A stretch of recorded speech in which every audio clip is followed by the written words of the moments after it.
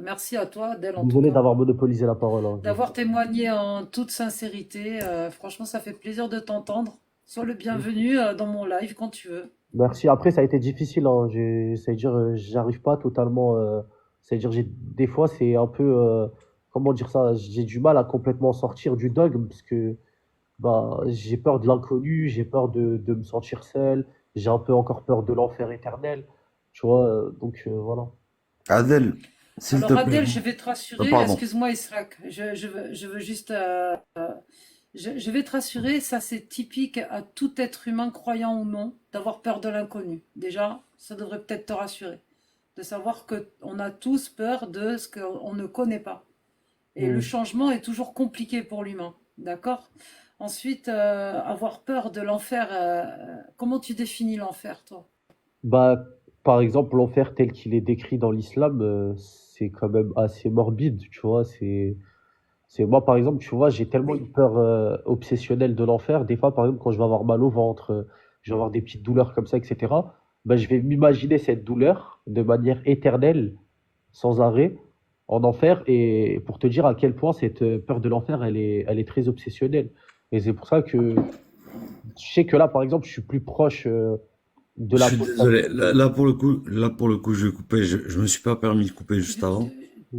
tu- Alia, tu peux le laisser finir juste, Israq, parce que je veux ouais, comprendre, en fait. vas-y.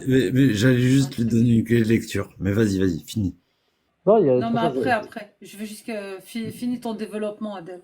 parce que moi, regarde, moi, comme on m'a transmis la religion, ma mère, elle me parlait toujours des signes eschatologiques, de tout ce qui est apocalyptique, tout ce qui est enfer, la vie après la mort, etc.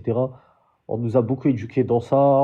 Souvent, voilà, je suis tombé sur des vidéos de prêches à la mosquée où ça parle voilà, l'adab al-qabr, c'est-à-dire en gros le châtiment de la tombe, tu vois, toutes ces choses-là. Et moi, tu vois, bah, j'ai beaucoup basé ma foi aussi sur après la mort et après. Des fois, je me questionnais tout seul. Bah, cette année-là, je me suis beaucoup remis en question sur ma spiritualité. Ça a été l'année la plus compliquée sur ça. Et c'est là où je me disais, est-ce que je crois vraiment en Allah, en l'islam, ou est-ce que vraiment c'est juste une peur de en Allah, en l'islam, ou est-ce que vraiment c'est juste une peur de l'enfer, tu vois? C'est là où, voilà quoi. Et tu te poses encore la question aujourd'hui? Aujourd'hui, je pense que je suis plus proche de me dire que c'est plus une peur de l'enfer, mais c'est ça qui fait que j'arrive pas totalement à quitter l'islam, tu vois. Mais de toute façon, cette peur d'aller en enfer, elle va disparaître naturellement au fur et à mesure de ta remise en question sur tout ce que Après, tu je es en sais pas train si de... parmi vous, il y a des personnes qui Laisse-le. sont passées par là, parce que vous êtes tous apostats, si je dis pas de bêtises, hein. Si je te parle comme ça, c'est parce que je connais très bien la peur de l'enfer. D'accord, Ça ok. fait pas longtemps que j'ai tout quitté, mais j'ai pas envie de t'influencer par rapport à mon parcours ou quoi que ce Mm. soit. Tout ce que je peux te dire, c'est que j'ai passé 42 ans à avoir peur de l'enfer et je sais ce que c'est. Et c'est vachement traumatique tout ça.